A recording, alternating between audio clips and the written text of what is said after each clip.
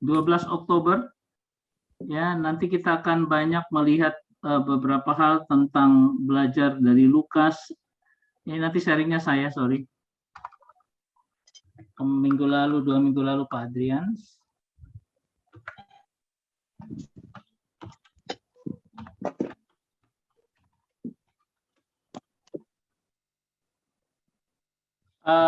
Kemudian ada pertanyaan khusus satu aja saya dapat malam ini. Ya, terus kita melihat video-video latar belakang dan sebagainya ya. Oke, ada yang mau sharing mungkin? Pengalaman selama seminggu ini sehingga kita semakin dikuatkan. Bu Yuliana, Bu Kyuk, bagaimana kabarnya ya? Baik kok, sehat. Sehat ya? Sehat. Hari ini nggak kelihatan Bu Kyuk. Belum barangkali nanti. Oke. Iya, ada yang mau sharing?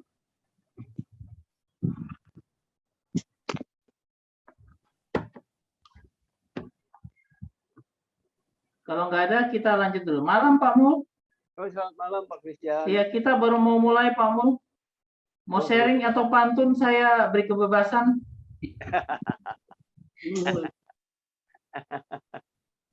Oke, kita lanjut dulu. Nanti kalau ada yang mau sharing silakan ya, nanti ngomong ya. Ya. Oke, untuk materi SBU selama seminggu, ada yang mungkin mau ditanyakan atau mau dibahas, ada yang tidak dimengerti. Baik bagi materi SBU, SBU sekarang kan sampai ke 1 Korintus ya? Korintus. Iya, 1 Korintus. Tadi pagi pasal 2 ya, 1 Korintus pasal 2. Ada yang mungkin SBU? Atau ada yang mau sharing Pak Ari atau apa yang mungkin pas dalam bacaan SBU dapat sesuatu? Boleh bicara sedikit Pak? Oke, silakan Pak Mul. Banyak juga nggak apa-apa Pak. Mengenai kan ada beberapa dari kita PA Kronimus yang tidak bisa hadir di ini apa ibadah sektor. Dokter Nurseno itu. Oh, Bambang Nursena ya. Ya, barangkali bisa dianukan rekapannya atau temanya itu mengenai apa, lalu ini supaya kita aja juga bisa belajar juga, ya mengambil manfaatnya dari situ. ya. Kalau itu nanti bilang Pak Ari aja, Pak Ari yang nanti ngomong ke PHM. Karena kita tidak punya connect dengan PHM ini Pak Ari.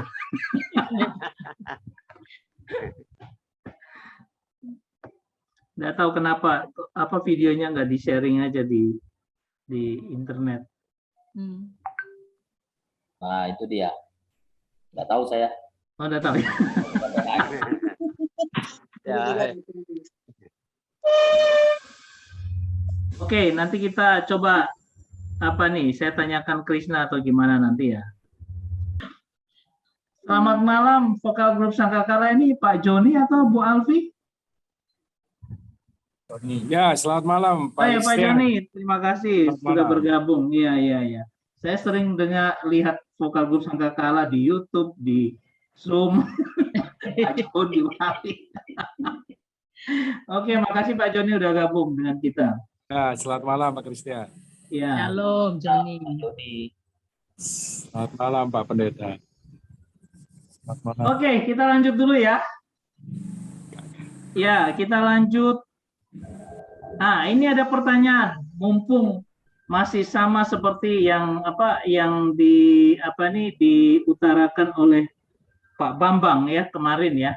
Yang dimaksud dengan orang Samaria itu termasuk orang yang tinggal di Israel Utara. Apakah mereka juga keturunan Yakub seperti bangsa yang di selatan? Ya. Saya minta Pak Ari aja deh yang bikin latar belakang sejarah ini, Pak. Iya, memang orang Samaria itu kan disebut sebagai orang Israel Utara. Setelah Raja Salomo meninggal, Israel terbagi menjadi 2, utara dan selatan. Yang utara itu 10 10 suku. 10 10 suku. Yang selatan itu kan ya Yehuda, suku Yehuda, sama suku Benyamin. Nah, jadi kalau ditanya apakah keturunan Yakub orang Samaria, iya. Iya. Tapi pada waktu kerajaan Israel Utara yang ibu kotanya Samaria ini ditaklukkan oleh kerajaan Asyur tahun 722, ada 5, yang kemarin Pak Bambang kan sudah bicara ya, ada 5 suku yang dibawa oleh kerajaan Asyur untuk masuk ke tanah Samaria, ke tanah Israel Utara itu, sehingga kemudian kawin-mengawin mereka. Nah, kawin-mengawin. Nah, saya juga menarik kemarin tafsirannya Pak Bambang, bahwa perempuan ini yang punya suami 5, ternyata 5 itu adalah 5 suku gitu, seperti kayak sebuah simbolisasi bahwa orang Samaria itu sudah kawin campur dengan 5 suku yang lain. Nah, sehingga orang Yahudi atau orang Israel Selatan menggugat keaslian akan keberadaan orang Samaria yang masih punya darah dari keturunan Yakub gitu loh, karena sudah kawin mengawin dengan 5 suku yang lain. Nah, jadi asal muasalnya memang mereka adalah keturunan Yakub karena mereka adalah 10 suku bangsa Israel yang memisahkan diri dari kerajaan Yehuda. Jadi mereka buat kerajaan sendiri namanya Israel Utara. Tetapi kemudian mereka telah kawin mengawin ketika mereka ditaklukkan oleh kerajaan Asyur tahun 722 sebelum Masehi. Dan itulah yang makanya orang Israel Selatan atau orang Yahudi itu menolak mereka untuk bergabung kembali dengan mereka, khususnya ketika Ezra Nehemia pulang membangun Bait Allah. Mereka nggak mau. Nah, itu jawabannya ya. Jadi apakah, ini kan saya ulangi, yang dimaksud orang Samaria termasuk orang yang tinggal di Israel Utara, apakah mereka juga keturunan Yakub? Mereka juga keturunan Yakub seperti bangsa yang di selatan? Iya. Cuma tapi tahun 722 sebelum Masehi udah kawin mengawin dengan suku yang lain, sehingga kemurnian darahnya diragukan oleh orang Yehuda atau kerajaan atau orang Israel Selatan. Oke, makasih Pak Ari. Kasih. Lagi dulu kita tentang video yang kemarin kita bicara tentang Ezra dan Nehemia ya. Kita coba lihat lagi biar ini semakin mantap kita bisa mengerti sejarah daripada Israel Samaria dan Israel Samaria sama Israel Yehuda, Yerusalem ya. Supaya kita semakin mengerti. Nah, saya coba putarkan lagi Ezra dan Nehemia. Kitab Ezra dan Nehemia. Dalam kebanyakan Alkitab modern, kedua kitab ini dipisah. Tapi pemisahan ini dilakukan lama setelah kitab ini ditulis. Kitab ini pada awalnya merupakan karya terpadu yang ditulis oleh satu orang. Kisah ini terjadi setelah Babel menghancurkan Yerusalem dan Bait Suci dan membawa banyak orang ke pengasingan. Dan kisah dalam kitab ini terjadi 50 tahun kemudian, serta menceritakan tentang kembalinya sebagian umat Israel ke Yerusalem dan apa yang terjadi ketika mereka membangun kembali kota dan kehidupan mereka di sana. Secara khusus, kitab ini berfokus pada 3 pemimpin kunci yang memimpin upaya pembangunan kembali. Ada Zerubabel, Ezra, dan Nehemia. Dan rancangan kitab ini berfokus pada upaya masing-masing pemimpin tersebut. Zerubabel memimpin sekelompok besar orang kembali ke Yerusalem untuk membangun kembali Bait Suci. Lalu sekitar 60 tahun kemudian, Ezra tiba di Yerusalem untuk mengajar Taurat dan membangun kembali komunitasnya. Dan kemudian dia diikuti oleh Nehemia yang memimpin pembangunan kembali tembok Yerusalem. Dan ketiga kisah ini dirancang untuk menjadi paralel. Masing-masing dimulai dengan Raja Persia yang digerakkan oleh Tuhan untuk mengirim pemimpin ke Yerusalem dan dia memberi sumber daya dan dukungan. Dan kemudian masing-masing pemimpin menghadapi pertentangan dalam usaha mereka yang kemudian bisa mereka atasi. Namun dengan cara yang mengarah kepada anti klimaks yang aneh di ketiga bagian tersebut. Nah, ini yang dimaksud dengan anti klimaks yang aneh di 3 bagian tersebut ya. Ini yang bagian ketiga ini. Ini coba kita perhatikan. Nah, ini dia sumber masalah utama nanti Samaria dan Israel Selatan, ya. Coba kita lihat. Mari kita lanjutkan dan lihat bagaimana jalan ceritanya. Jadi kisahnya dimulai dengan sebuah keputusan dari Kores, Raja Persia. Dia digerakkan Allah untuk mengizinkan orang-orang buangan kembali ke Yerusalem dan membangun kembali bait suci. Dan penulis mengatakan bahwa hal ini menggenapi sebuah janji yang dibuat oleh Nabi Yeremia bahwa orang-orang buangan suatu hari akan kembali ke Yerusalem. Sekarang penggenapan ini seharusnya memicu harapan kita pada banyak janji kenabian lainnya, bahwa pengasingan bukan akhir dari kisah ini. Kita memiliki harapan akan Raja Mesianik masa depan dari garis keturunan Daud. Kita memiliki harapan akan sebuah bait suci yang dibangun kembali di mana kehadiran Tuhan akan tinggal bersama umatnya. Harapan bagi kerajaan Allah untuk datang atas semua bangsa dan membawa berkat-Nya seperti yang telah Dia janjikan kepada Abraham.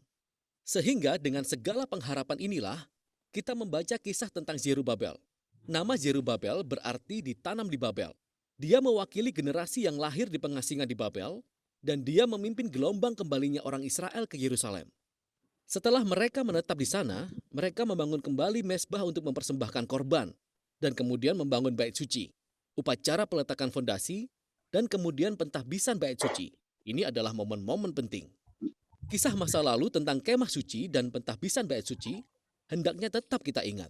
Ini adalah saat di mana awan api kehadiran Allah seharusnya turun.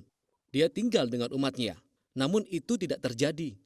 Jadi sementara beberapa orang bersorak-sorai untuk bait suci yang baru ini, para tua-tua yang pernah melihat bait suci Salomo menangis dalam kesedihan. Ini tidak sebanding dengan kejayaan di masa lalu atau harapan mereka untuk masa depan. Dan disinilah kita mendapati kisah pertama tentang pertentangan yang sangat aneh. Jadi cucu-cucu orang Israel yang tidak dibawa ke pengasingan selama ini tinggal di Yerusalem. Dan mereka datang untuk menawarkan bantuan untuk membangun kembali bait suci. Dan Zerubabel menolak. Zerubabel berkata, "Engkau tidak memiliki bagian dalam bait suci kami." Dan ini tentu saja memicu konflik yang kemudian diatasi oleh Zerubabel. Tapi ini sangat aneh, karena para nabi mendapat penglihatan bahwa semua suku Israel akan berkumpul dengan semua bangsa untuk berpartisipasi dalam penyembahan Allah Israel ketika kerajaan Allah pada akhirnya datang. Sorry. Kitab Esra dan Nehemia. Bagian selanjutnya, kita akan dibawa maju. Nah, ini yang dibilang anti klimaksnya. Ketika cucu-cucunya Yakub yang masih tinggal di Yerusalem itu ingin membantu, mereka tidak diterima oleh Zerubabel. Akhirnya mereka pergi dengan luka hati, dengan kekecewaan yang luar biasa, karena mereka mau bantu tapi tidak diperkenankan. Kita lihat lagi. Tahun kemudian, dan kita diperkenalkan kepada sosok Esra. Dia adalah seorang pemimpin di antara orang-orang Israel yang diasingkan di Babel. Dan dia adalah seorang ahli Taurat dan seorang guru Taurat. Dan oleh karena itu, dia diangkat oleh Artasasta, Raja Persia, untuk memimpin gelombang lain kembalinya orang-orang buangan ke Yerusalem. Dan Esra ingin membawa pembaruan spiritual dan sosial di antara orang-orang itu. Harapan kita sangat tinggi. Namun lagi-lagi kita sampai pada momen anti klimaks lainnya dalam kisah ini. Esra mendapati bahwa banyak orang Israel yang diasingkan yang telah kembali, telah menikahi orang-orang bukan buangan yang selama ini tinggal di sekitar Yerusalem. Sebagian dari mereka bukanlah orang Israel, dan sebagian lagi adalah orang Israel. Lalu Esra mengumumkan perintah dari Taurat bahwa bangsa Israel harus kudus dan terpisah dari orang Kanaan kuno. Dan kemudian dia mengatakan bahwa orang-orang yang tinggal di sekitar Yerusalem sama saja seperti orang Kanaan. Mereka akan merusak orang-orang buangan. Jadi Esra menaikkan doa pertobatan, dan ini sangat menyentuh hati. Tapi kemudian, dia mengumpulkan semua pemimpin dan memberlakukan peraturan perceraian yang mengatakan semua perkawinan ini harus dibatalkan. Para wanita dan anak-anak diusir. Dan kemudian, peraturan tersebut hanya dijalankan sebagian setelah diterimanya daftar beberapa pria yang menceraikan istri mereka. Kisah ini sangat aneh untuk beberapa alasan. Pertama-tama, Allah tidak pernah memerintahkan Esra untuk melakukan semua ini, namun pemimpin-pemimpin Yerusalemlah yang membuat Esra membuat peraturan ini. Kedua, Nabi Maleaki yang hidup pada zaman yang sama mengatakan bahwa orang-orang buangan harus menjaga kemurnian. Namun dia juga mengatakan bahwa Tuhan menentang perceraian. Dan karena itu, beragam dampak dari keputusan ini sesuai dengan pola penutup anti klimaks yang aneh. Nah, disinilah anti klimaks yang kedua. Esra mengusir. Padahal orang-orang yang ada itu ya sebagian adalah keturunan Yakub yang tinggal di sekitar Yerusalem. Mereka walaupun mereka sudah keturunan Yakub, tapi kok tidak juga diterima gitu loh, karena mereka sudah bercampur dengan bangsa-bangsa Filistin dan sebagainya yang ada di sekitar situ. Bawa kita ke bagian selanjutnya tentang Nehemia. Dia adalah seorang pejabat Israel yang melayani di pemerintahan Persia. Dan ketika dia mendengar tentang kerusakan tembok Yerusalem, dia berdoa dan kemudian mendapatkan izin dari Raja Persia, Artasasta, untuk pergi dan membangun kembali temboknya. Raja bahkan memberi mereka pengawal bersenjata dan semua sumber daya. Jadi setelah tiba di Yerusalem, dia memulai proyek pembangunan. Dan dia juga menghadapi pertentangan dari orang-orang yang telah tinggal di sekitar Yerusalem. Sekali lagi, kita menghadapi ketegangan dalam kisah ini. Nabi Zakaria yang hidup pada zaman yang sama mengatakan bahwa Yerusalem baru kerajaan Allah akan menjadi kota tanpa tembok. Hadirat Allah akan melingkupinya sehingga orang-orang dari segala bangsa akan datang dan bergabung dengan umat perjanjian. Tetapi Nehemia nampaknya bertindak dengan visi yang berlawanan. Dia memberitahu orang-orang di sekitar Yerusalem bahwa mereka tidak memiliki bagian di Yerusalem. Dan ini tentu saja memicu permusuhan di antara mereka. Dan Nehemia menjalankan visinya untuk Yerusalem dengan integritas dan keberanian. Mereka harus membangun kota dengan penjagaan bersenjata untuk melindungi mereka. Kita terus bertanya-tanya, bisakah semua konflik ini ditangani dengan cara yang berbeda? Ini semua membawa kita pada kesimpulan dari kitab ini yang terdiri dari dua bagian. Pertama-tama positif dan kemudian negatif. Esra dan Nehemia menggabungkan kekuatan untuk menghasilkan pembaruan spiritual di antara kaum Israel. Mereka mengumpulkan semua orang buangan bersama-sama untuk sebuah perayaan. Mereka membaca dan mengajarkan Taurat kepada semua orang selama 7 hari. Dan kemudian, mereka merayakan pesta kuno Pondok Daun untuk mengingat kesetiaan Allah. Mulai dari perjalanan keluar dari Mesir dan perjalanan di padang gurun. Kemudian mereka menaikkan doa pengakuan dosa. Mereka bersumpah untuk memperbarui perjanjian, menaati semua perintah Taurat, dan mereka mengakhirinya dengan perayaan besar atas bait suci, tembok Yerusalem. Dan kita berpikir ini bisa menjadi titik balik, tapi ternyata tidak. Kitab ini berakhir dengan sebuah kekecewaan yang mendalam. Nehemia berkeliling kota dan dia menemukan bahwa orang-orang belum memenuhi sumpah perjanjian mereka. Jadi usaha Zerubabel gagal, karena ia menemukan bait suci terbengkalai dan dikelola oleh orang-orang yang tidak cakap. Kemudian dia menemukan bahwa usaha Esra terancam gagal. Dia menemukan bahwa semua orang melanggar Taurat. Orang-orang bekerja pada hari Sabat. Dan bahkan pekerjaannya di tembok Yerusalem dilibatkan. Karena orang-orang mendirikan pasar di sekitar tembok Yerusalem dan bekerja pada hari Sabat. Dan Nehemia menjadi sangat murka. Dia memukuli orang-orang. Dia menarik rambut mereka dan berteriak, "Taatilah perintah Taurat." Kata-kata terakhirnya adalah sebuah doa. Kiranya Tuhan akan mengingatnya karena setidaknya dia sudah mencoba. Dan kitab ini berakhir. Maksud saya ini sangat aneh. Tapi kita sudah siap untuk itu kan? Momen-momen anti klimaks ini secara sengaja dirangkai di dalam rancangan kitab ini. Jadi, ini menimbulkan pertanyaan. Apa sih kontribusi kitab ini bagi alur cerita Alkitab? Ingatlah bahwa kitab ini dimulai dengan membangkitkan harapan kita dan janji nubuatan tentang Mesias, bait suci, kerajaan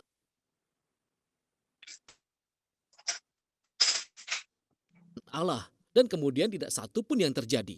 Jadi meskipun sekarang bangsa Israel kembali ke tanah perjanjian, keadaan spiritual mereka nampaknya tidak berubah sejak sebelum pengasingan. Dan meskipun Esra dan Nehemia sudah melakukan usaha terbaik mereka, namun reformasi politik dan sosial mereka di antara kaum Israel tidak menyoroti masalah yang mendasar dengan hati mereka. Jadi apa yang ditunjukkan kitab ini adalah kebutuhan yang sama yang disoroti oleh Nabi Yeremia dan Yehezkiel. Apa yang dibutuhkan oleh umat Allah adalah transformasi hati yang menyeluruh jika mereka ingin mencintai dan mematuhi Allah mereka. Jadi kitab ini berakhir dengan sebuah kekecewaan. Ya, tapi itu memaksa kita untuk terus membaca kitab hikmat dan kitab nubuatan untuk mencari tahu apa yang akan dilakukan Allah untuk menggenapi janji perjanjiannya yang besar. Tapi untuk sekarang, itulah isi kitab Esra Nehemia.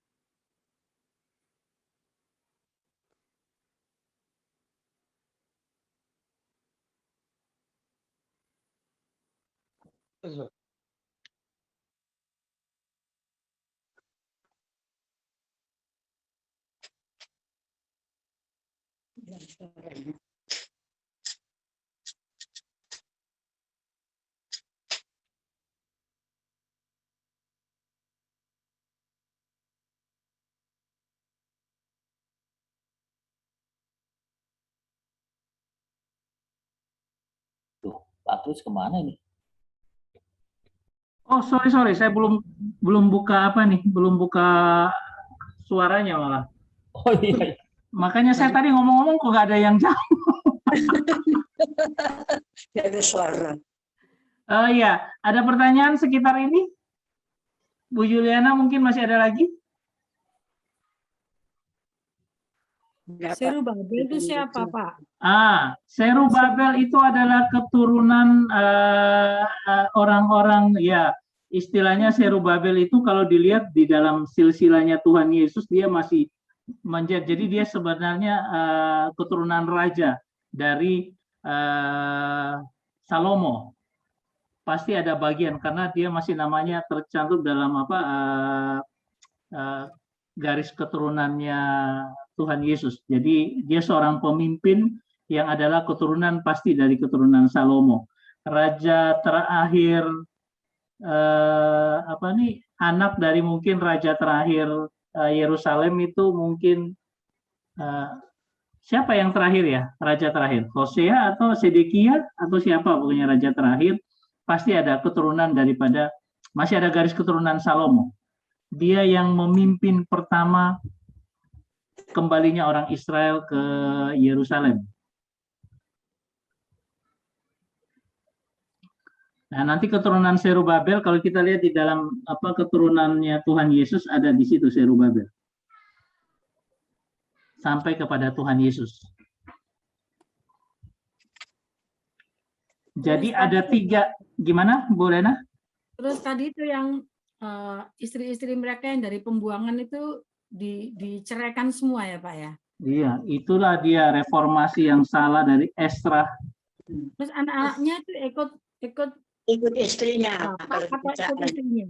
Ya, ada yang memang diceraikan, ada yang mereka akhirnya karena mungkin mempertahankan keluarganya keluar dari komunitas orang Israel yang setelah pembuangan.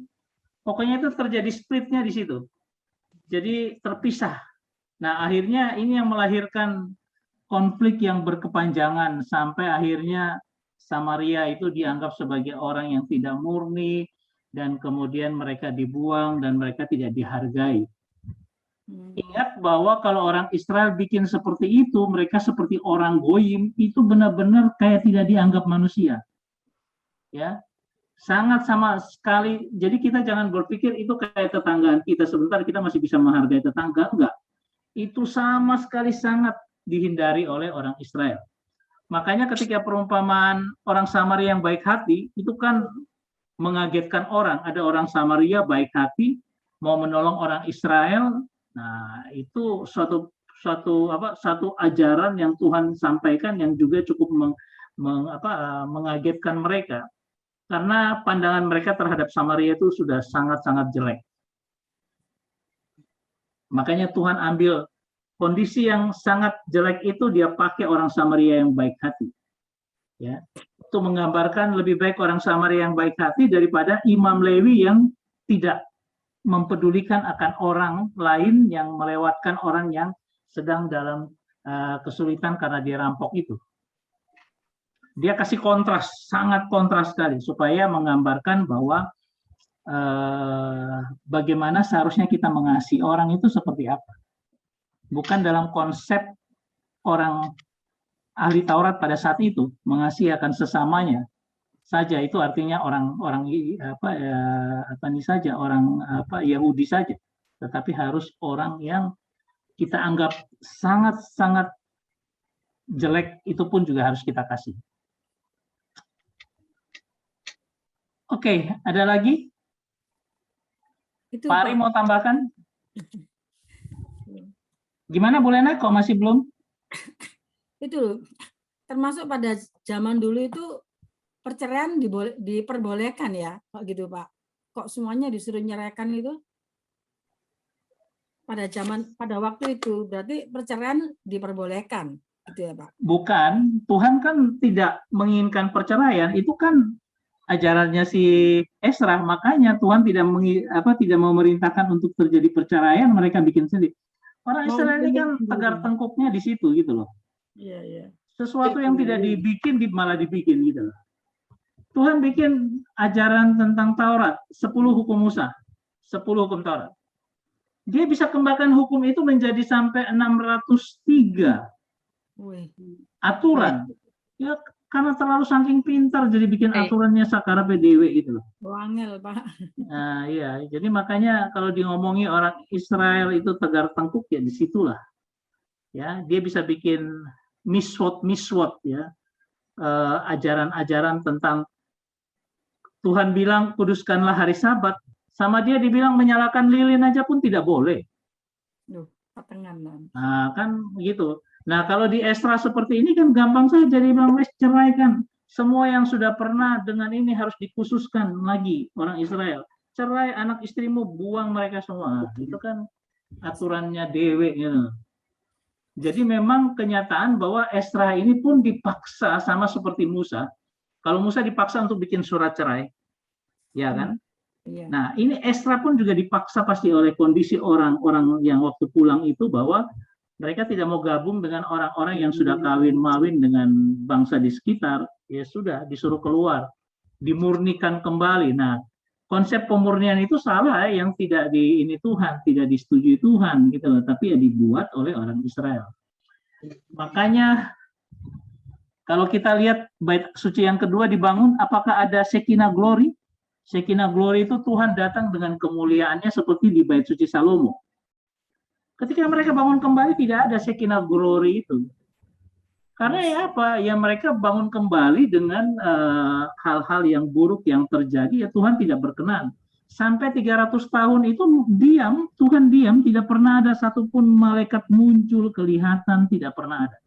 Sampai tiba-tiba pada waktu Natal, malaikat muncul di padang muncul kepada Maria dan di padang gembalaan. Sebelum itu tidak pernah ada aktivitas malaikat sama sekali. Ya, karena memang Tuhan sedang mempersiapkan kedatangannya yang pertama itu untuk kemuliaan Tuhan dinyatakan lagi. Nah, kalau mereka ya seperti biasa beribadah di bait suci seperti biasa, kita lihat Sakaria itu melakukan tugasnya seperti biasa, tetapi kelihatan Tuhan memang tidak berbicara pada masa-masa itu. Cela. Iya. Ya suruh diam dulu untuk merenung, menantikan kedatangannya yang pertama itu. Silakan, ada lagi yang lain? Ya, itu saya tambahkan sedikit Pak ya. Iya, silakan Pak. Jadi itu memang bertentangan dengan sebetulnya spiritnya keyahudian ya. Kalau kita bandingkan dengan kitab Rut, nah kitab Rut ini justru kan menerima seorang Moab yang masuk dalam keluarga Israel, ya kan? Iya. Tidak ada masalah. Cuma Nehemia dan Ezra itu malah justru menyeleksi dengan begitu sangat ketat berdasarkan darah, bukan berdasarkan keyakinan. Nah kalau Rut kan dia berpindah, walaupun dia orang Moab, tapi dia percaya kepada Allahnya Israel. Makanya dia terhisap menjadi bagian dari orang Israel. Nah ini yang berbeda doktrin lah, anggaplah berbeda doktrin dengan Nehemia dan Ezra. Jadi apa yang dilakukan Nehemia dan Ezra itu sebetulnya bukan bicara lagi soal sebuah keyakinan, tapi ini urusannya lebih pada urusan politis gitu, untuk lebih menyeleksi darahnya betul-betul murni orang Israel, atau lebih parahnya lagi bukan hanya orang Israel, Yehuda, suku Yehuda dan Benyamin. Sedangkan yang lainnya, suku-suku yang lain itu disingkirkan habis karena tidak dianggap murni. Nah itu salah kaprahnya di situ. Terima kasih Pak Kris. Oke, thank you Pak. Oke, ini kesempatan kita. Kalau ada yang belum mengerti, saya rasa kita sudah sekian lama pasti bisa mengerti lah. Ya. Oke, silakan Bu Lena. Oh, sudah enggak. Ya, jadi konsep semua ini kita bisa mengerti supaya ketika kita menghadapi pembacaan-pembacaan seperti itu, kita sudah tahu latar belakang seperti apa. Oke ya, saya lanjut ya. Oke, saya lanjut. Saya ingin kita lebih mantap lagi dengan dua video saya yang kemarin saya harap sudah ditonton. Kemudian ada video yang ketiga. Ya, video yang ketiga makanya saya mau jelaskan secara keseluruhan konsep berpikir perenungan kita supaya itu apa yang saya rasakan, apa yang saya pahami juga kita semua bisa memahaminya bersama. Sehingga saya akan membuat 3 serial itu secara berurutan seperti apa. Ya, ini sebagai apa nih dulu? Sebentar, saya lewati dulu beberapa. Ini saya lari ke sini supaya kita semakin mengertilah apa yang saya kirimkan. Tolong dilihat, jangan sampai nggak dilihat. Ya, ini bagaimana kita membangun fondasi yang kuat tentang saya lewati dulu. Nah, oke. Kayak Surabaya itu yang matang apa? Tahu. Kita belum tahu. Cuma tapi waktu kita buka. Oke, bisa dilihat ya. Ya. Ini gini ya. Ini adalah dasar dari membangun sebuah struktur fondasi daripada spiritual formation. Spiritual formation itu adalah bentuk rohani daripada formasi rohani, ya, bentuk formasi rohani. Saya pakai ilmu geometri sederhana. Kita sudah bahas mungkin 1 dan 2 itu beberapa waktu yang lalu, ya. Nah, saya ingin kita lebih memantapkan. Ini kan video yang sudah saya tunjukkan kemarin tentang bagaimana orang-orang Yunani zaman dulu itu mereka membentuk warrior, seorang pejuang. Caranya gimana? Anak yang masih kecil ini disuruh untuk hidup keras, ya, sehingga akhirnya anak itu terlatih dengan situasi dan kondisi yang sangat sulit dan dia harus mencari cara untuk keluar dari situasinya itu. Nah, itu ada dalam film ini. Saya rasanya ini anaknya kecil, apalagi anak raja. Dia diperiksa, kalau dia lemah dibunuh, dibuang.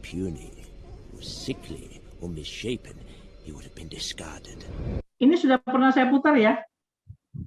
Belum. Oh, belum ya? Kalau belum saya lanjutkan, kalau sudah saya lewat. Pernah. Iya. Iya, lama Pak, lama sekali. Oh, kalau yang dulu ini saya baru kasih supaya membuat kita punya pemikiran yang baru. Jadi anak ini diseleksi. Nah, ketika dia sudah mulai, anak-anak ini mulai muncul, wah, dia diajar bertempur. Misalnya ini bapaknya yang melatih dia untuk bertempur supaya dia menjadi orang yang betul-betul warrior, pahlawan.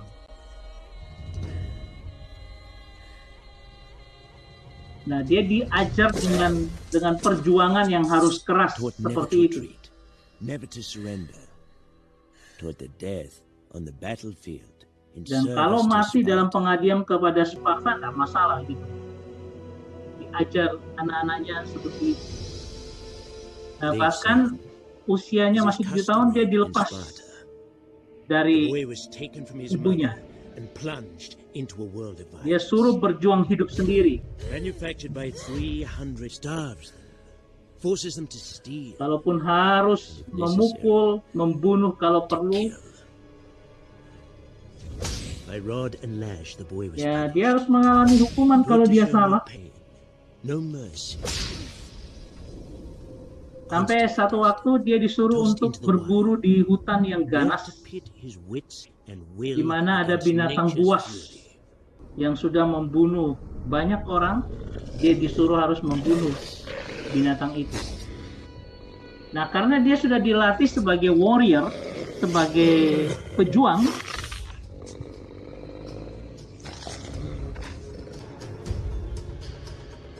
indranya peka, dia tidak lagi punya ketakutan lagi, tapi dia punya strategi bagaimana cara mengalahkan.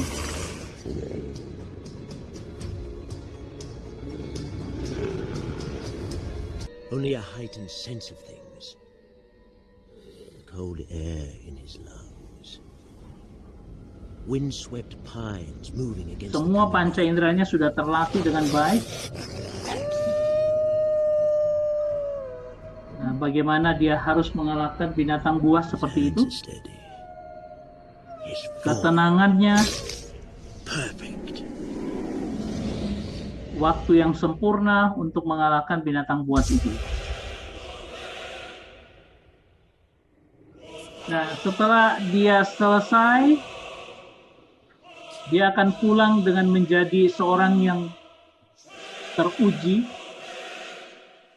dan orang akan menghormati dia. Apalagi kalau dia anak putra mahkota, sudah orang akui dia Given up for dead, returns to his people. Sebagai raja. Oke. Itu salah satu bagian bagaimana kita dibangun pun juga harus seperti itu. Dibangun harus seperti pejuang. Nah, oke. Mazmur 126 ayat 1-6 dan Roma 12 ayat 1-2. Ya. Ini kita sudah lihat ya. Berbahagialah setiap orang yang takut akan Tuhan, yang hidup menurut jalan yang ditunjukkannya, seperti ini. Kemudian Roma kita tahu, kemurahan Allah, demi kemurahan Allah aku menasihatkan kamu mempersembahkan tubuhmu sebagai persembahan yang hidup. Nah, ini kemarin saya sudah jelaskan. Dua ayat ini yang menjadi dasar untuk kita melihat tentang pembangunan spiritual formation. Ayat 1 dikatakan Esher, berbahagialah yang takut akan Tuhan, yang hidup menurut jalannya. Ini tiga hal yang harus dilakukan oleh kita. Supaya apa? Oh, Tuhan kasihkan kepada kita, diberkati dalam usaha dan pekerjaan. Dan ayat 3 dikatakan diberkati dalam keluarga. Anak dan istrimu luar biasa. Anak-anak seperti tunas pohon zaitun. Ya. Nah, orang yang sudah diberikan dengan sikap hidup yang takut akan Tuhan dan Tuhan akan memimpin dalam usaha dan keluarganya, nah terus-menerus dia akan dibangun menjadi seorang yang ini. Gabar, orang yang mighty man, orang yang perkasa, orang yang sudah dididik, dilatih Tuhan dengan segala pergumulan, tantangan, dia tetap takut akan Tuhan, hidup menurut jalan Tuhan. Nah, selain dia diberkati di dalam keluarganya karena dia seorang yang takut akan Tuhan, nah dia juga dikatakan diberkati sebagai seorang pejuang. Nah, kata diberkati, barak ini agak sedikit berbeda. Karena apa? Barak ini diterjemahkan sebagai to kneel dan bless. Sebenarnya artinya adalah, nah ini pernah Kak Vinsa mungkin pernah ngomong sama saya ya, bless God, kita memberkati Tuhan. Loh kok aneh kita memberkati Tuhan? Sebenarnya memberkati Tuhan sebenarnya adore with bended knees. Artinya apa? Saya adore, saya memuja dia dengan lutut yang tertekuk. Ya, bended knees. Itu artinya orang yang betul-betul diberkati. Saya lalu memikirkan kenapa kok ada seperti ini. Ternyata bahwa kita memberkati Tuhan itu adalah dengan pemujaan kita. Kita sampaikan pemujaan kita dengan kita menekuk lutut kita, berdoa seperti itu dalam pemujaan. Artinya apa? Kita menundukkan segala sesuatu kepada Tuhan dan memuja Dia. Ya. Ada orang yang punya kebiasaan berlutut, itu bagus sekali secara fisik kita lakukan berlutut dan menyembah Dia. Tapi ada juga yang tidak, tetapi dia belajar untuk memberikan ketundukan kepada Tuhan. Ya, aku sudah tidak lagi hidupku, tetapi Kristus yang ada dalamku. Itu seperti itu. Semua yang aku lakukan untuk Kristus. Tidak ada lagi kepentinganku yang lebih utama daripada semua. Nah, orang yang takut akan Tuhan di awal hidupnya, yang hidup menurut jalan itu, terus-menerus melakukan itu, dia akan menjadi sebuah pribadi yang menundukkan segala sesuatu di dalam Tuhan. Dan dia adore, dia memuja Tuhan. Nah, ini sebenarnya hal yang harus kita kerjakan dalam hidup kita. Sampai-sampai kita tidak peduli lagi tentang apa yang ada di sini. Karena kita dimensi rohani yang saya bangun harusnya lebih penting. Karena apa? Nanti dia akan berdampak pada dimensi jasmani. Kita akan diberkati pasti. Tetapi membawa rohani kita dari yang takut akan Tuhan, terus-menerus yang hidup menurut jalannya, terus-menerus dalam kehidupan kita, sampai dengan kita menjadi memberkati Tuhan dengan pemujaan kita, dengan penundukan yang luar biasa. Itulah orang yang diberkati. Itulah orang yang punya rohani yang demikian kuat. Mighty man, orang yang perkasa dalam Tuhan. Ya. Nah, itu yang harus kita. Nah, kemudian kalau kita melihat ya Matius 6 ayat 33 berkata, carilah dahulu kerajaan Allah, nanti semua akan ditambahkan. Artinya apa? Mencari kerajaan Allah, membangun rohani itu jauh lebih penting dibandingkan kita hanya mengejar materi. Bolehlah kita tahu bahwa materi kita butuhkan, tapi tidak menjadi fokus utama kita. Tapi di dalam Tuhan kita yang kejar Tuhan. Ya. Oke, ayat 5 kan dikata diberkati, ya, selalu dapatkan shalom dan sebagainya. Sampai akhirnya apa? Keturunanmu juga akan menikmati berkat itu. Karena apa? Engkau yang melakukan semuanya takut akan Tuhan dan menjadi orang yang betul-betul perkasa dalam Tuhan. Keturunanmu Tuhan akan jaga. Tuhan mau ngomong itu. Bahkan damai sejahtera atas Israel itu sebuah ungkapan tentang complete shalom, damai sejahtera atas Israel. Nah, kata Israel itu sebenarnya God prevails, artinya Tuhan itu pemenang. Dan ingat bahwa Tuhan bilang apa? Kamu akan lebih daripada pemenang. Ya, inilah gambaran yang harus kita kerjakan dalam kehidupan kita. Oke, saya ngajari kemarin tentang bagaimana ada 3 sisi. Intimasi, takut akan Tuhan, jalan ini adalah belajar firman, dan hidup ini hidup yang kita lakukan. Saya ulangi lagi, saya terus tekankan, saya ulangi, nggak apa-apa. Kalau intim dengan Tuhan dan firman-Nya, berarti kita tekun mengenal Dia, Tuhan kita.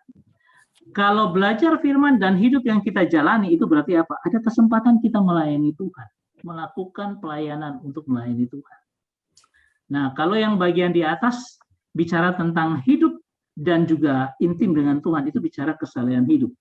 Jadi semua ini harus ada dalam kehidupan kita.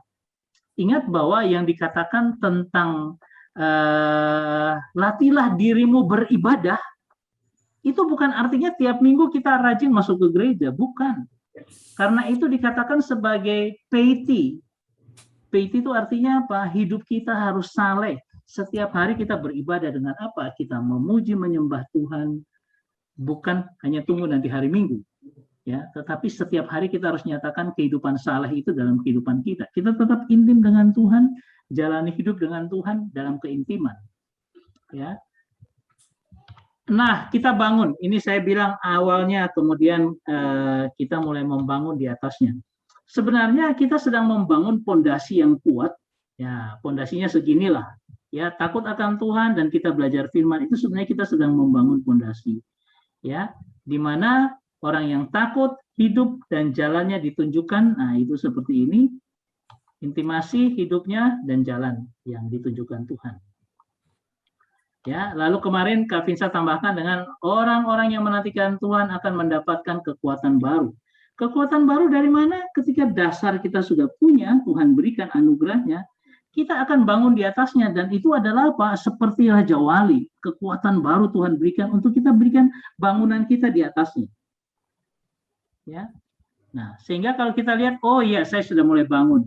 Takut akan Tuhan, saya sekian, saya ikut jalan Tuhan, dan hidup yang saya pakai efektif itu adalah sekian. Sehingga saya punya nilai tertentu.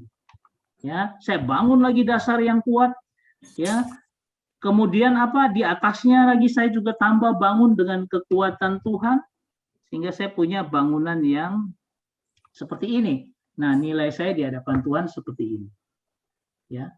Nah, ini dia yang harusnya kita bangun. Belajar firman, bangun. Nah, di atasnya juga kita terus dengan firman Tuhan. Nah, itu akan terus merubah akan hidup kita untuk semakin indah di hadapan Tuhan.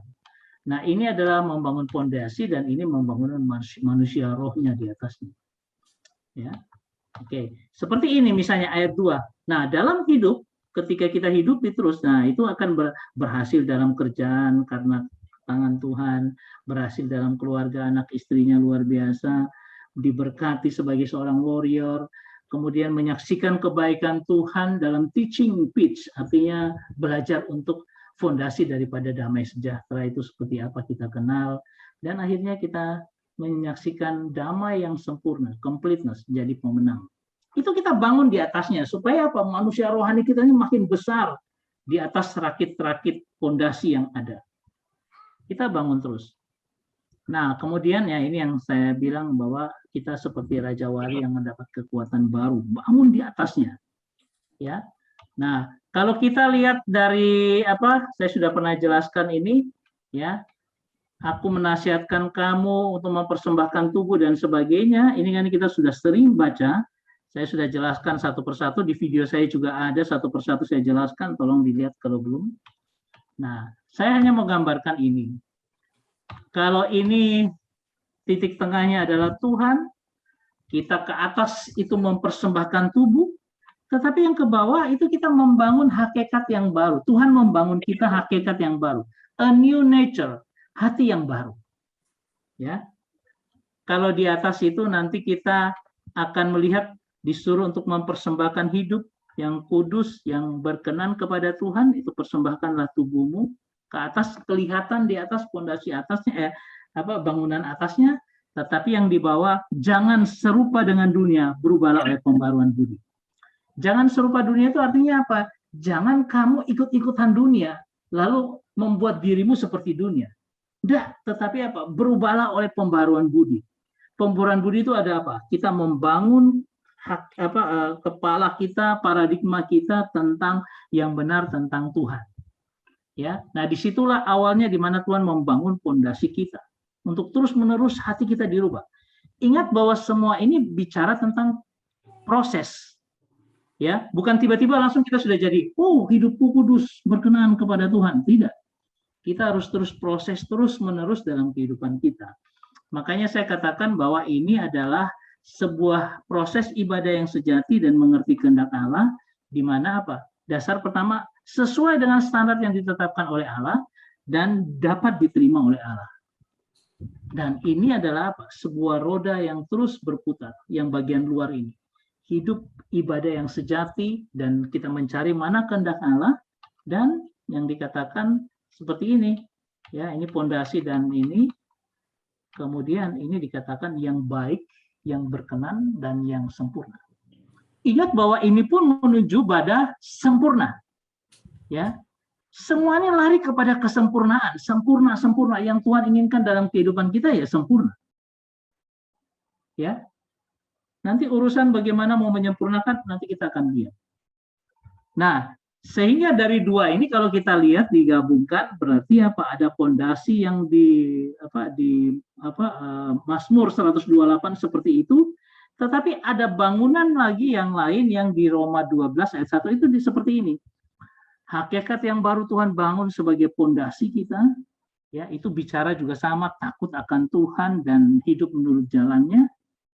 Hidup menurut jalannya kita mempersembahkan tubuh kita yang terus-menerus, yang berkenan, terus hidup yang kudus dan yang berkenan. Nah, ini semua saya katakan ini, bahwa ada satu bagian untuk fondasi, satu bagian untuk bangun di atasnya. Ya, sehingga kita bisa melihat ini fondasi, ini adalah implikasi dari Mazmur 128. Ya, dan yang terus-menerus kita lakukan untuk naik terus ke atas itu apa? Serupa dengan Yesus. Kita terus belajar dengan semua ini untuk apa? Menjadi serupa dengan Yesus. Ingat bahwa bangunan fondasi itu juga bergerak terus maju, bangunan di atasnya juga tetap bergerak terus untuk maju. Ini yang disebut dengan progressive faith. Jadi iman yang terus bertumbuh dari waktu ke waktu. Kita belajar firman Tuhan pun hanya sebenarnya untuk bikin apa? Iman kita terus bertumbuh. Makin hari saya mengenal iman saya kuat di dalam, tetapi dalam penampakan keluar saya semakin mengasihi. Saya semakin hidup dalam damai sejahtera Tuhan. Saya tadi berkenaan dengan untuk mendapatkan nomor induk dosen nasional, ya, itu saya suruh tes fisik jasmani dan ini tes kerohanian dan juga tes narkoba. Saya pergi ke rumah sakit umumnya Sidoarjo. Dan saudara tahu ketika mereka akan mengetes akan rohani kita, itu sebenarnya tes jiwa itu, jiwamu ini agak aneh atau tidak, itu tes itu. Dan mereka punya pertanyaan yang diulang-ulang, ada 576 pertanyaan. Dan itu diulang-ulang terus ya, pertanyaan yang satu. Nah itu mau memperlihatkan bagaimana sih perkembangan rohani. Dan yang sangat-sangat luar biasa, setiap anak Tuhan yang betul-betul dibangun rohaninya, dia akan apa? Ada sukacita, ada damai. Semua pertanyaan tentang sukacita, damai sejahtera, misalnya ditanyakan gini, kalau ada tetanggamu membeli mobil baru dan sebagainya, saya akan marah. Kalau kita jawab ya berarti kita memang orang yang irian kepada orang lain. Tapi kalau bilang, oh tidak, no problem, gak ada masalah. Itu menunjukkan jiwa kita apa? Oh, jiwanya itu tidak peduli dengan hal-hal yang bersifat iri-irian, gak ada dia. Nah, pertanyaan-pertanyaan gitu ada 576 pertanyaan. Dan saya sebagai anak Tuhan, saya menjawab itu dengan santai. Kenapa? Oh, ini tidak ada masalah bagi saya, ini tidak ada masalah. Apakah kalau ada seorang yang memukul orang lain, sikap saya adalah saya tidak mempedulikan? Ya, saya bilang tidak, saya pasti akan mempedulikan. Nah, ini menunjukkan bangunan rohani yang ada di atas kita. Ya, sehingga terbangunlah ini, berbahagialah pekerjaan anak istri diberkati, jadi warrior, ya, damai yang komplit dan jadi pemenang. Ini dibangun di atasnya. Ya. Nah, pembangunan ini yang saya bilang simultan, berjalan bersama-sama. Baik pondasi dasar terus berkembang, bangunan di atasnya juga terus berkembang. Nah, ini yang harusnya kita gumuli terus, dan kita sudah gumuli bertahun-tahun ini, kita sudah gumuli, ya, menjadi orang yang. Nah, kemudian ini pada bagian yang ketiga, bagian yang kedua, saya bicara tentang berbuah 100 kali lipat. Ya, kita sudah tahu ini, saya cepat aja. Ketika ada tanah yang baik dan Tuhan bilang benih itu adalah firman yang ditaburkan, Efesen. Tanah yang baik, genten kalen, ya. Dan dia akan berbuah, dan Tuhan kasih tahu bahwa ada 100 kali lipat. Dan ditekankan pertama adalah 100 kali lipat. Ya. Jadi tadi kita bicara tentang sesuatu yang sempurna, sesuatu yang geber, seorang yang perkasa, warrior, sempurna. Kemudian ini 100 kali lipat. Saya mau jadikan satu garis mereka itu dengan cara, coba kita lihat apa sih sebenarnya yang Tuhan kehendaki dalam kehidupan kita. Ya, seperti ini ya. Saya sudah jelaskan kemarin lah. Shir, Hamalot, kemudian Esher, Ki, ya, Esher, Kal, Yare, Adonai,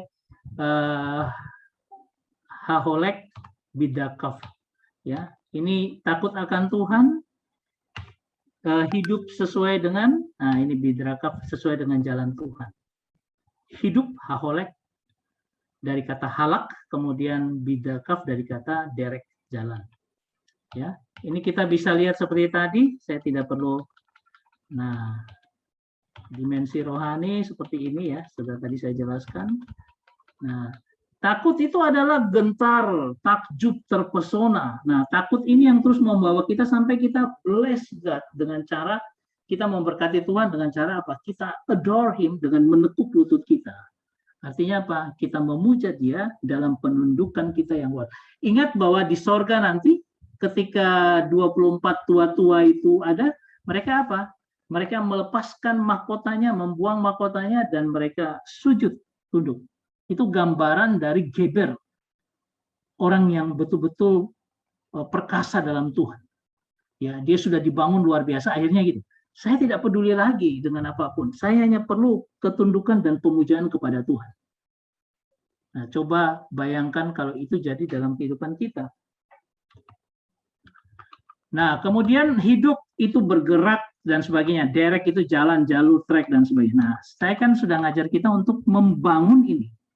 Kemudian di atasnya lagi dibangun. Ya, seperti ini. Ini kita sudah tahu lah, ya. Jadi, nah, dari situlah kita mulai melihat bahwa ini, ya, kita anggap itu pertama, bangunannya adalah 500, ya kan? Ini sudah saya jelaskan minggu lalu. Setelah itu kita semakin mengasihi lagi, semakin mengasihi, akhirnya bangunan kita naik. Bukan lagi jadi 500, jadi 16.000. Ya, karena 20 kali 40 kali 20. Oh, saya mau bangun lagi, fondasi bawah saya perkuat lagi, takut akan Tuhan dan hidup menurut jalannya. Saya bangun lagi dengan apa? Saya hidup kudus. Saya hidup jaga hati-hati hidup saya.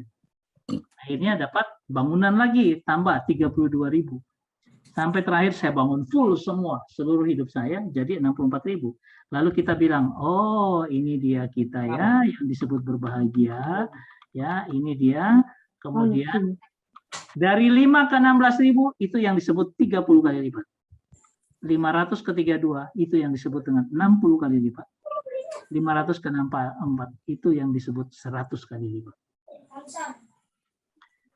Jadi kalau kita mau membangun 100 kali lipat bisa nggak? Bisa harusnya. Karena apa? Karena Tuhan bilang orang benar itu hidupnya apa? Mereka seperti Raja Wali yang diberi kekuatan Tuhan. Kita tidak berdasarkan kekuatan kita.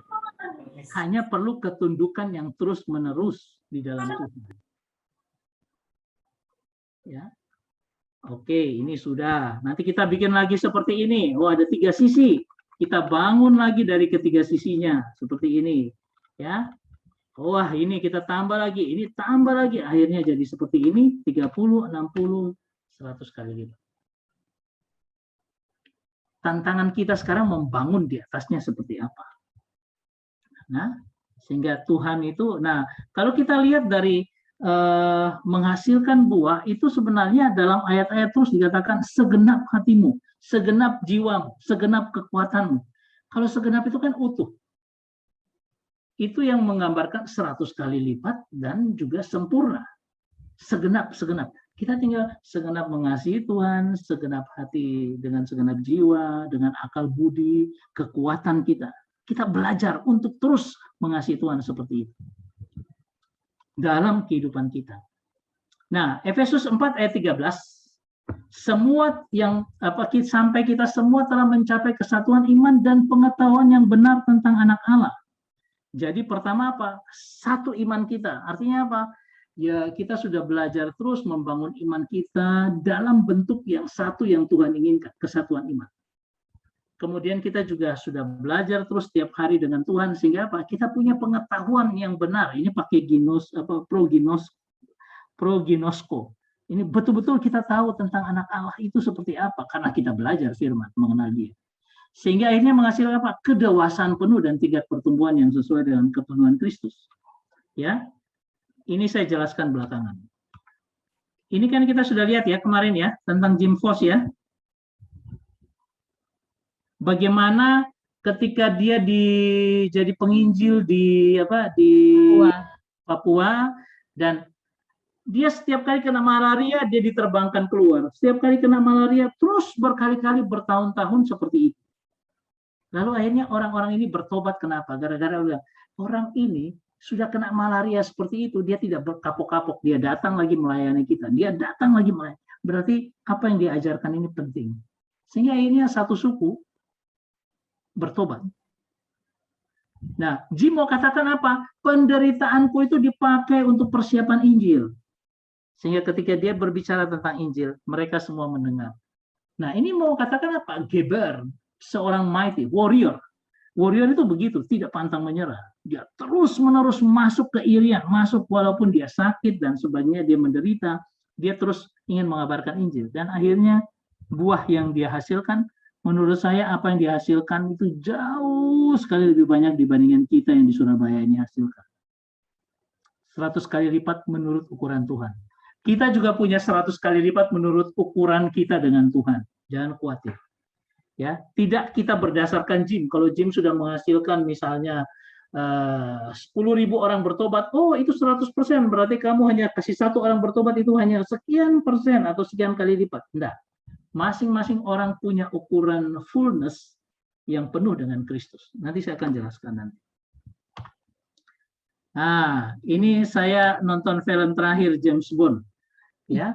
Dan James Bond ini dia kasih sebuah, bukan James Bond-nya mati, itu orang banyak protes. Kenapa dia sampai mati itu? Dalam film ini kok James Bond bisa mati itu. Tapi ketika mereka kumpul terakhir dengan teman-temannya dan mereka ngomong, James Bond itu pernah berkata gini, the function of man is to live, not to exist. Artinya apa? Fungsi daripada seorang orang itu, manusia itu sebenarnya untuk hidup, bukan hanya sekedar saya ada. Oh ada Pak Christian, oh sudah ada aja. Tapi seharusnya hidup, di mana apa? Hidup itulah kita berkarya, kita menunjukkan karyanya kepada orang lain. Lalu dikatakan, I shall not use my days trying to long time. I so use my time. Saya itu tidak akan membuang waktu yang harus bisanya saya pergunakan hari demi hari. Untuk apa? Untuk long time, untuk panjang umur. Nah, saya tidak perlu melakukan itu. Tapi apa? Saya menggunakannya waktu saya. Artinya dia tidak membuang waktu. Makanya dia mati gitu loh. Kan? Karena dia mati karena apa? Karena dia mau menyelamatkan dunia, terpaksa dia mengorbankan dirinya. Kena virus, kalau ada kena virus ya di dalam cerita film itu. Nah, ini artinya apa? Jangan pernah kita membuang waktu kita untuk hal-hal yang tidak penting. Tapi ayo, pakai waktu hidup kita ini untuk sesuatu yang penting, yang jauh lebih penting daripada yang lain. Yaitu apa? Bangun manusia rohani kita dengan kuat. Ya. Oke, ini sudah berakhir. Kita apa nih yang ketiga? Film yang ketiga yang belum ada tapi saya masih edit filmnya. Kita mulai dengan hal ini, kemudian kita lihat bahwa dengan membangun seperti ini, sebenarnya kita tanpa sadar sudah membangun 30, 60, bahkan 100 kali lipat. Orang yang diberkati, Geber, itu orang yang mighty. Dia akan menikmati sesuatu yang luar biasa. Jadi, misalnya dikatakan di sini diberkati, mendapatkan shalom, ya, untuk keturunan, bahkan damai sejahtera shalomnya itu komplit ya. Shalom yang komplit, ya. Kemudian kita menjadi pemenang, bahkan lebih daripada pemenang. Ya, saya punya gambar kan masih kelihatan bagus kan, masih full ya gambarnya ya? Iya, masih jelas. Iya jelas ya. Bagus. Nah, kemudian apa? 100 kali lipat kan? Kemudian kita tadi sudah belajar tentang ini. Oke. Ya. Sempurna. Ya.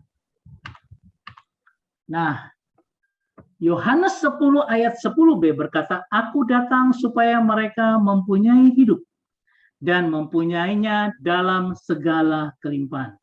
Dari frasa ini kita melihat hidup itu seperti apa? Kelimpahannya seperti apa? Nah, di dalam bahasa Yunani dikatakan ego elton hinasoen exosin kai perison exosin.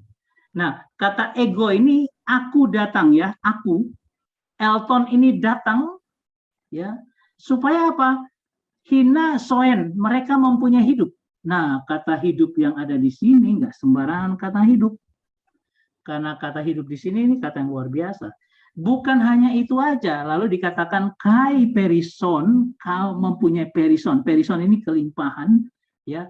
Exosin ini mempunyai, exosin ini mempunyai. Jadi aku mempunyai hidup dan mempunyai hidup itu dalam kelimpahan. Nah, kata hidup itu dari kata soe, yang artinya apa? Sebenarnya kualitas hidup ilahi Yesus berikan bagi kita. Jadi ketika kita dilahirkan baru, itu sama seperti Yesus masukkan hidupnya dalam hidup kita. Tetapi dikelilingi oleh daging kita. Jadi ada kualitas hidup yang luar biasa, bukan hidup yang sembarangan yang Tuhan kasih. Nah, ini sama ketika penciptaan, di mana apa? Tuhan menghembuskan nafasnya kepada materi tubuh manusia yang mati itu. Jadi ini sebenarnya new creation, itu penciptaan baru itu di situ. Dan Tuhan kasih jaminan bahwa hidup itu adalah hidup yang punya kualitas luar biasa. Itu hidup Tuhan sendiri yang Dia berikan kepada kita. Karena tanpa Dia memberikan itu, manusia tetap dalam dosa. Artinya apa? Aku tidak punya kemampuan, keinginan untuk berbuat baik. Tetapi ini yang disebut dengan new nature. Hidup yang baru yang Tuhan anugerahkan bagi kita. Hidup itu hidup soil, hidup yang luar biasa.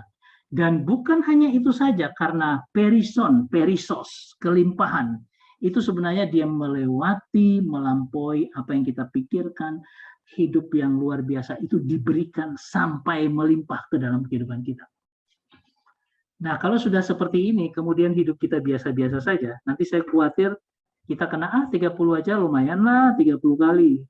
Nah, 60 kali lumayan lah, enggak usah 100. Ya, itu terserah kita. Tetapi Tuhan memberikan kapasitas yang luar biasa. Sesuai dengan kemampuan. Ingat bahwa talenta itu ada 1, 2, dan 5. Ya, mereka pakai itu sesuai dengan kemampuan yang Tuhan anugerahkan. Nanti kita akan bicara ini 100 kali lipat, model tiap orang berbeda-beda. Tetapi lakukanlah bagian kita. Karena kita harus tahu bahwa hidup kita hidup yang luar biasa, hidup yang Tuhan berikan itu luar biasa. Ada di dalam kita. Kita enggak tiba-tiba malaikat datang terus ini hidup ya, tolong tak masukkan ke dalam hidupmu ya, kentara seperti itu. Tapi itu lahir dari apa? Pergumulan kita takut akan Tuhan berdasarkan firman, terus-menerus mengalir dalam hidup. Kita sedang membangun manusia Zoe ini, kita perlebar dalam kehidupan kita skopnya.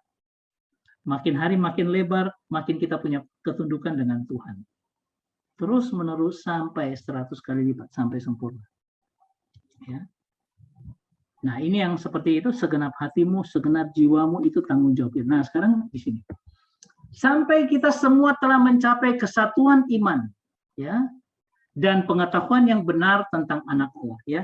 Saya coba gambarkan seperti ini, ya. Sampai kita semua punya kesatuan iman. Nah, kesatuan iman itu aja berarti apa?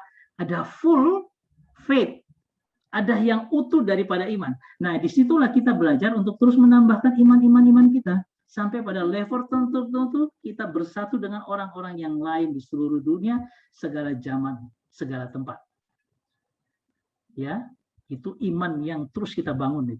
Dan pengenalan akan Anak Allah. Bukankah kita mau seperti Kristus? Serupa dengan Kristus. Makanya kita harus kenal Dia. Inilah pentingnya belajar firman, dan terus belajar firman. Kristen lembu menunjukkan bahwa apa? Kita seperti lembu yang terus makan, keluarkan lagi, makan, keluarkan lagi terus. Sampai halus dan itu masuk di dalam tubuhnya, menghasilkan daging yang luar biasa, susu yang luar biasa. Tenaga yang luar biasa dipakai untuk apa? Untuk membajak. Artinya apa? Seluruh potensi hidup kita itu dihidupkan dengan apa? Dengan firman yang terus mengalir dalam kehidupan kita. Lalu dikatakan, unto a man complete, eis andratelion, ini di sini ya, eis andratelion, sampai manusia itu komplit, sempurna, ya, terpisah, ya, ini di sini telion ini artinya kata telios, dari kata telios artinya sempurna, komplit, ya. Nah, komplitnya berdasarkan apa? Eis metron helikias, berdasarkan ukuran yang sesuai, yang perawakannya, stature itu artinya perawakan, ukuran yang badannya gede, rohaninya, badan rohaninya, tubuh rohaninya itu besar begitu, ya. Nah, itu kita dapat lihat di sini. Ini complete. Nah, sebenarnya kata measure atau diukur, apakah itu sudah cukup? Jadi Tuhan mau katakan, ya, seorang manusia yang complete. Dan apakah itu diukur bagaimana? Apakah itu sudah cukup ukurannya? Nah, apa yang diukur itu adalah usia kita. Harusnya usia kita dipakai untuk bisa cukup punya term of life, Artinya apa? Saya hidup tidak membuang waktu saya, tetapi benar-benar saya pakai jangka hidup saya untuk mencukupkan komplit itu. Kesempurnaan itu tak pakai untuk mencukupkan. Usia yang penuh artinya apa? Ya seperti James Bond. Aku saya karena ingin ingin menjaga dunia dari virus itu, kemudian saya berkorban biar orang lain selamat. Saya pakai waktu saya dengan penuh tanpa menyia-nyiakan walaupun saya mati. Ya. Kemudian bicara tentang maturity artinya kedewasaan. Kedewasaan itu yang ya dewasa dalam rohani yang luar biasa. Perawakan tinggi itu artinya ini loh, ukuran tubuh saya yang rohani yang kuat dan perkasa dengan perawakan statur itu artinya apa? Semua ini diukurkan pada to pleromatos to Kristo. Artinya apa? Sesuai dengan kepenuhan daripada Kristus. Masing-masing orang punya kepenuhan dengan Kristus sesuai dengan bagiannya sendiri-sendiri. Bagian daripada kepenuhan dalam Kristus, seorang ibu yang sederhana, mungkin ketika dia terus berdoa untuk anak-anaknya, dia punya kepenuhan dengan Kristus sendiri.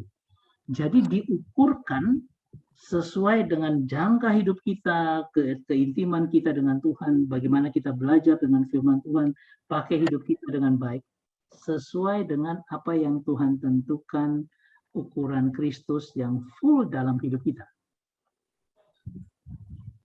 Jadi tidak ada, nanti kalau kita sudah seluruh akan buah-buah roh itu betul-betul 100% masuk dalam kehidupan kita, sehingga aku jadi orang yang kasih luar biasa, kasih damai sejahtera luar biasa. Padahal saya tidak bisa penguasaan diri, tapi paling tidak saya belajar. Nah, semua ukuran itu tidak ada pakai ukuran satu orang. Artinya, menurut ukuran saya damai sejahtera itu adalah apa? Wes rumah mau hancur, kemudian dunia mau meledak, saya tetap diam saja, tenang saja, itu juga tidak. Pakai pengukuran satu orang. Pengukuran itu of the fullness of Christ itu artinya apa? Sesuai dengan ukuran yang penuh yang Kristus tentukan bagi kita.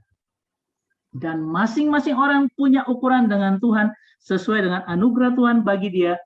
Dia tinggal melakukannya. Supaya apa? Dia mencapai 100 kali lipat. Ukuran saya, semua ukuran berdasarkan Reinhard Bonnke.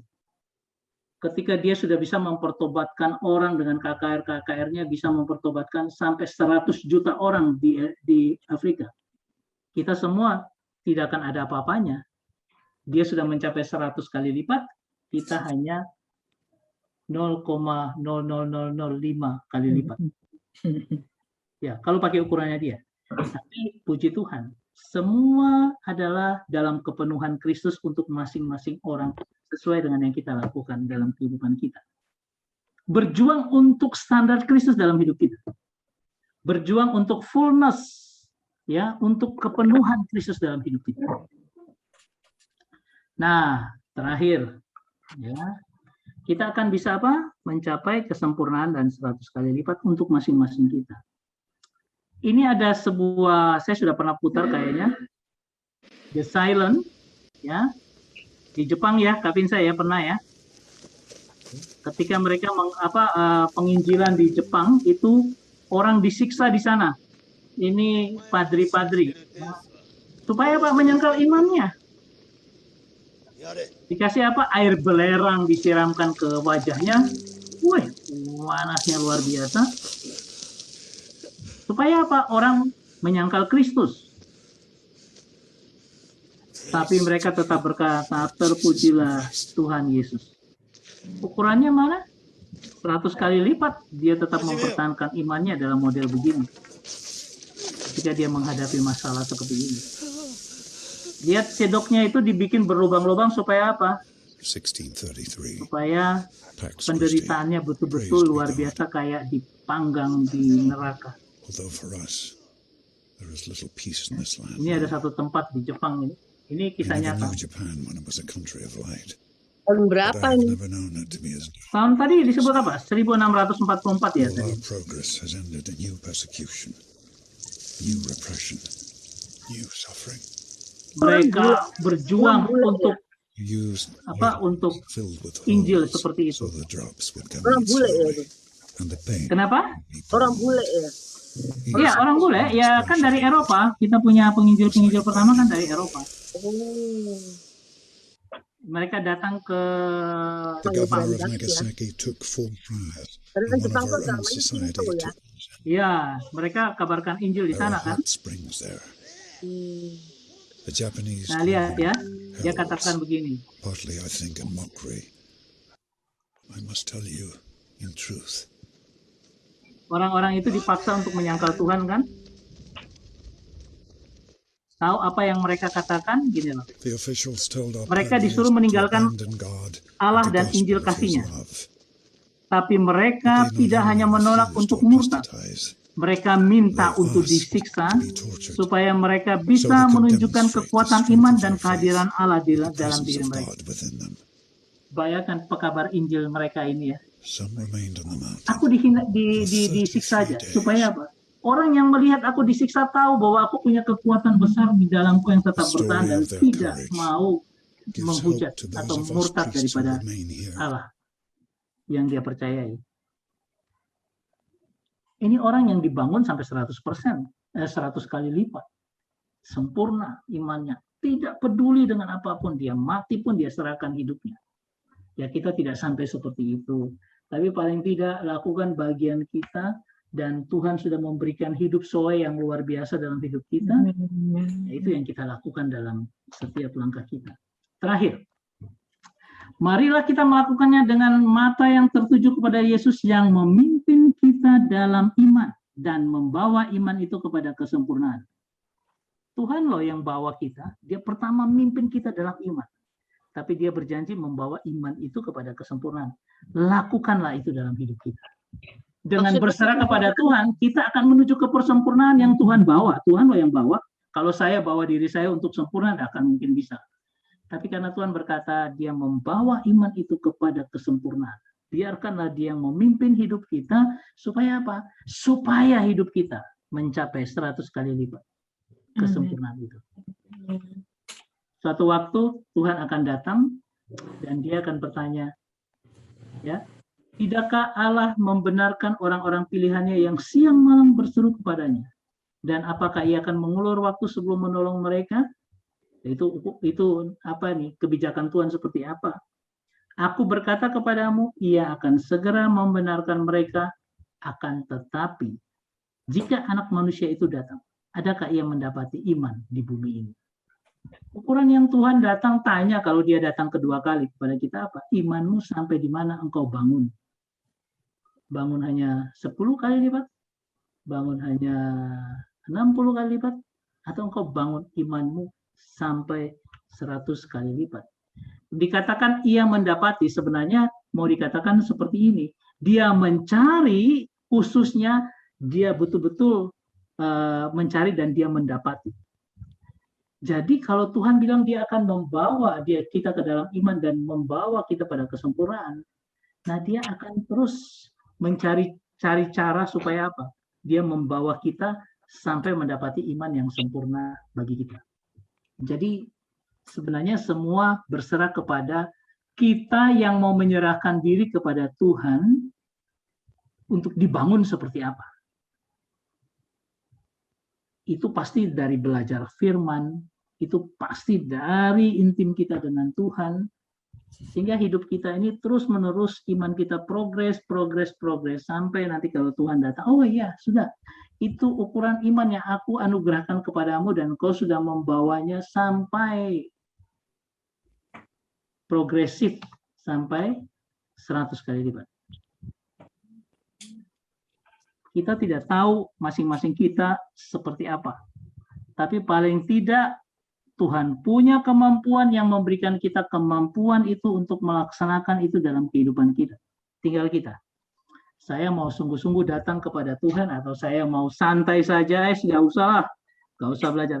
Saya bilang kalau mau ngikuti keinginan saya dengan sekian lama kita bergumul dalam PA Pronimus, kadang-kadang saya ngomong sama Kak Pinsa, wih, Tuhan itu beri ketabahan kita untuk terus mengajar walaupun berapa orang yang ada yang 8, ada yang mungkin 6, tetap kita kerjakan saja apa yang Tuhan percayakan. Itu bagian saya. Ya, dan bersyukur juga sekarang ada Pak Ari yang bantu kita. Ayo kita tetap bertekun dengan apa yang Tuhan percayakan walaupun berapapun yang ada. Dan saya bersyukur kita hari ini bisa mencapai 14 orang, ya. Sehingga mari kita kerjakan apa yang Tuhan percayakan pada kita, sehingga kita bisa mencapai kesempurnaan yang Tuhan anugerahkan dalam kehidupan kita. Oke, itu saja yang saya bisa share. Nanti tolong lihat videonya. Yang ketiga ini saya masih edit supaya kita makin hari makin terus belajar. Jadi kalau saya jelaskan gini, nanti tinggal lihat videonya gampang. Kita sudah bisa mengerti kita. Ada yang mau bertanya? Silakan.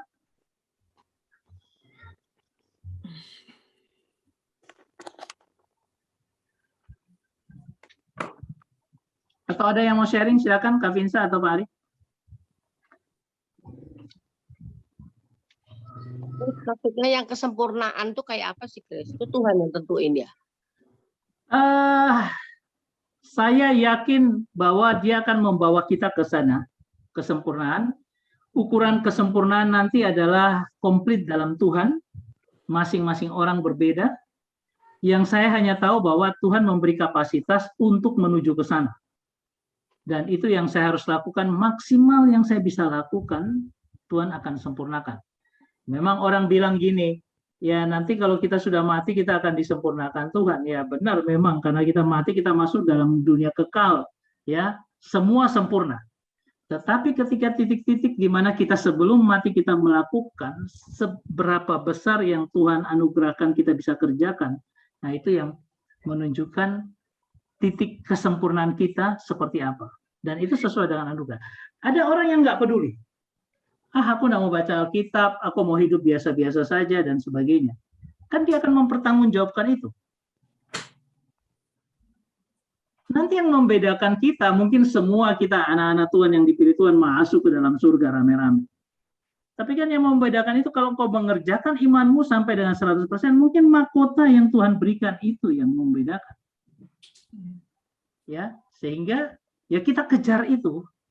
Kita bukan hanya sekedar belajar supaya masuk surga, sudah yakin deh kita pasti masuk surga. Tetapi mengingat mahkota yang Tuhan anugerahkan, bagaimana kita mau setia dalam Tuhan, kita mau tekun dalam Tuhan, itu yang bisa memberikan perbedaan. Oh, aku mau ada mahkota yang, makanya Tuhan bilang, jika engkau bertekun, engkau akan mendapatkan mahkota yang sudah aku sediakan. Saya tidak memberikan dasar 100 kali lipat itu modelnya seperti apa. Saya hanya memberikan bangunan yang bisa kita bangun di atasnya. Karena siapapun orangnya, dia punya ukuran perawakan yang tadi ya, ukuran perawakan yang komplit di dalam Tuhan masing-masing. Ya, sebab tidak ada ukuran yang sama. Jadi saya katakan tadi, kalau Reinhard Bonnke ukurannya mati kita semua. Kita nggak ada apa-apanya. Ya. Tapi biarlah kita bergumul dengan Tuhan yang sudah memberikan hidup Zoe itu, supaya apa? Kita menata hidup kita maksimal yang kita bisa. Siapa tahu yang kita lakukan itu yang Tuhan anugerahkan, dan kita bisa mendapat mahkota bersama-sama dengan Dia di surga Tuhan. Amin. Itu harus melalui penderitaan ya, kalau untuk kesempurnaan itu, Chris. Tiap orang punya ukuran penderitaan yang berbeda-beda, Bu. Bagi orang lain mungkin dia bilang itu penderitaan, bagi orang yang lain mungkin itu tidak penderitaan. Bahkan sampai satu titik ketika orang kita menjadi Geber ya, orang yang the mighty, tidak ada lagi penderitaan. Bagi orang, wih dia menderita. Seperti Jim Yost, ya. Bagi orang dia menderita, kena malaria, diusung keluar dari kampung itu, kena lagi malaria. Orang bilang kasihan dia menderita malaria. Bagi Jim Yost dia hanya berdoa, Tuhan tolong kuatkan saya dalam iman saya supaya saya tetap teguh. Dia begitu terus. Orang lain anggap itu penderitaan. Tapi bagi dia karena dia geber, dia sudah kuat. Bagi dia mungkin bukan penderitaan, bahkan sukacita. Berbeda loh. Ya. Sehingga kita tidak melihat dari, oh semakin banyak saya menderita, semakin banyak saya punya mahkota. Ya penderitaan menurut siapa? Kita bangun diri kita dalam damai sejahtera yang kuat. Ketika ada penderitaan bagi orang lain, bagi kita itu mendekatkan saya dengan Tuhan. Oh, kan aneh kan?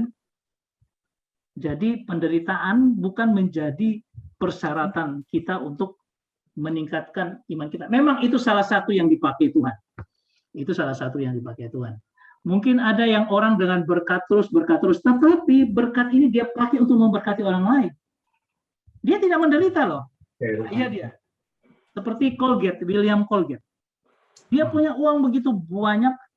Ini apa yang dia lakukan? Dia serahkan uangnya dari 30%, 40%, sampai 90% dia kasih untuk pekerjaan pelayanan Tuhan. Apakah dia gara-gara tidak menderita dia tidak 100 kali lipat? Enggak. Bagi Tuhan itu kemuliaan yang luar biasa yang Colgate bisa berikan. Itulah bicara tentang penundukan.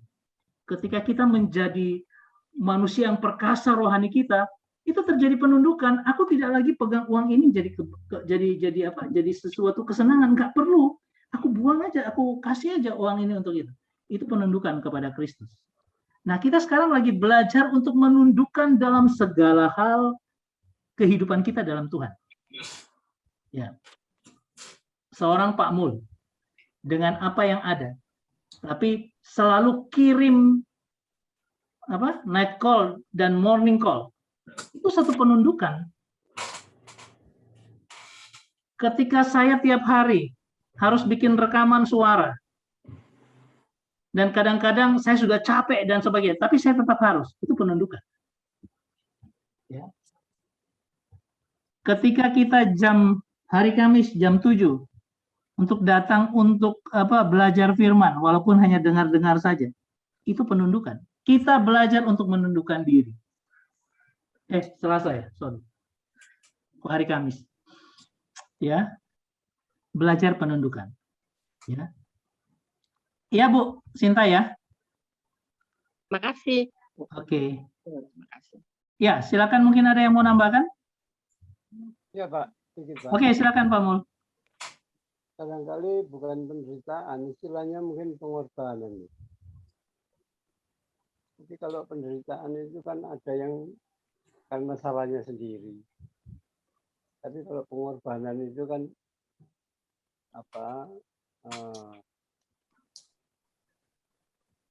bukan dari niatnya atau bukan dari kesalahan, tapi suatu penderitaan yang menghasilkan atau ada punya motivasi yang penyembahan pada Tuhan. Ya, pengorbanan ya Pak. Ya, betul Pak Mul. Jangan cari penderitaan sendiri terus kita bilang, aduh aku menderita bagi Kristus, padahal salahnya dewe gitu. Ya. Ya, karena banyak orang seperti itu. Dia salah sendiri, tetapi dia bilang ini demi Kristus. Tuhan bilang kalau memang betul-betul kamu menderita oleh karena namaku, ya, namamu tercatat di surga dan sebagainya. Ya karena nama Tuhan kita menderita, tidak apa-apa. Tapi jangan bikin penderitaan sendiri-sendiri. Oke, silakan Kak Vinsra ngomong. Ya, nanti aku kalau ngomong panjang ini karena punya panjang materinya. Nanti aja minggu depan punyaku. Oke, minggu depan. Ya. Karena giliran Kak Vinsra minggu depan ya. Harusnya hari ini. Oh, seharusnya hari ini. Iya. Saya tuh nggak lihat lagi jadwalnya. Saya pikir sehabis Kak Vinsra kemarin, Pak Ari, lalu saya gitu loh. Oh gitu ya. Oh nggak apa-apa, ini aturan kita bertiga aja kok, nggak apa-apa. Ya gitu. Berarti minggu depan ya Kak Vinsra ya. Ya, materinya udah tak siapin Pak. Oh iya, oke. Saya nggak lihat lagi, makanya kok merasa tidak merasa menderita saya. Tapi ya, saya menderita. Itu apa namanya, pengorbanan atau penderitaan apapun istilahnya. Tetapi itu menyalipkan daging itu ya itu. Menyalipkan daging. Jadi kalau kan dalam firman Tuhan itu dikatakan kalau menuju surga itu jalannya sempit. Pada saat kita mau masuk pada jalan yang sempit, maka kita melepaskan segala yang ada di dunia ini yang mungkin menyenangkan. Itu masuk di jalan yang sempit. Kalau kita masuk pada jalan yang sempit, maka kita akan mendapatkan yang luas, yang besar, yang luar biasa dari Tuhan. Tapi pada saat kita masuk pada jalan yang lebar, yang enak, yang nyaman, kita sebetulnya kehilangan apa namanya yang menyenangkan. Ngerti ya maksudnya ya? Iya, iya. Gitu. Pak Ari mau tutup mungkin? Cukup, Pak. Cukup ya? Oke. Berarti minggu depan Kak Pinsa ya? Sorry. Saya kok dengan PD-nya saya melakukan presentasi tanpa merasa bersalah. PowerPoint-ku ini sudah terpasang, sudah tinggal. Tapi Gak apa-apa Pak, Kak, momennya saya mau menyelesaikan ini video saya yang ketiga biar bisa di ini. Oke, minggu depan kita dengan Kak Pinsa. Ya. Kak Pinsa berdoa dulu deh untuk kita. Oke. Mari kita satu dalam doa.